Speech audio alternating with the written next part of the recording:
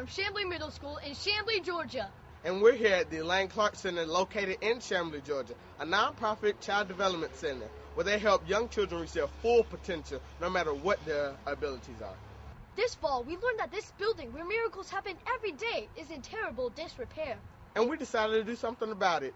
We're Teens for Tots, and we volunteered, raised supplies, gathered money. But the one thing we can't do by ourselves is give them a safe environment to learn and grow. Now, you know it's common for houses and people to get makeovers. But one definition of a home is a place of refuge, a retreat.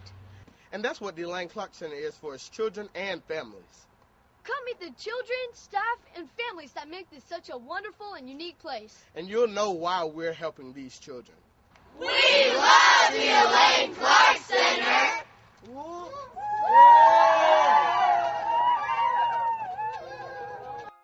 In the mid-1960s, Sister Robert Therese of the Immaculate Heart of Mary Catholic Church began tutoring little children with developmental disabilities. At the time, these children weren't able to attend regular school, so their parents raised money to open a new independent school. This was all done out of appreciation for Sister Robert, and so she decided to leave the Catholic order and become the school's executive director.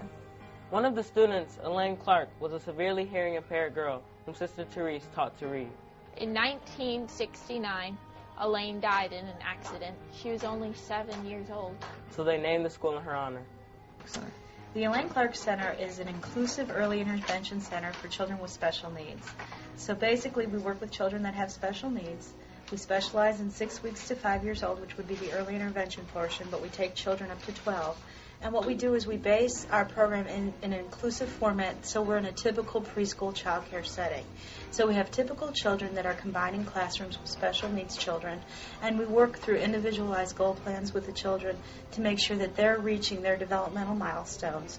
But we do it in a normal format, so everything's as if you had everything was typical in your life and you were going to a regular preschool. Welcome to the Butterfly Garden. This is where the caterpillars come once they have completed their metamorphosis and have begun to fly, or at least toddle, around. All the raindrops and gumdrops, oh, what a rain it would be.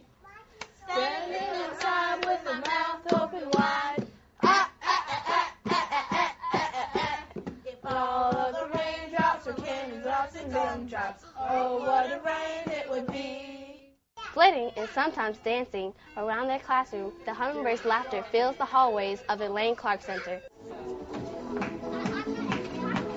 Come on, Celeste. Go to the left. You can go, girl. See, I'm being abandoned right now. Here's the room with the flock of graceful flamingos. With their boundless energy and love for learning, these guys are getting ready for pre-K and kindergarten. What are you doing? Oh, you gonna make an egg?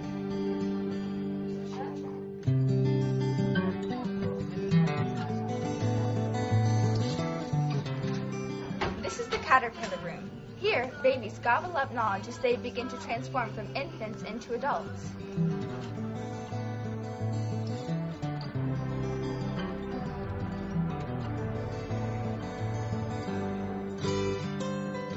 As cute as their namesakes, the ladybugs don't do much crawling.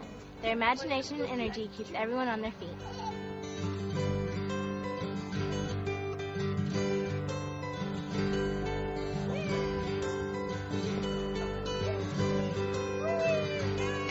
In Miss Lee's class, we do normal school activities, but in fun and crazy ways to make it more fun for school. I think that they should know 8th graders do care about other people and not just wrapped around themselves or whatever.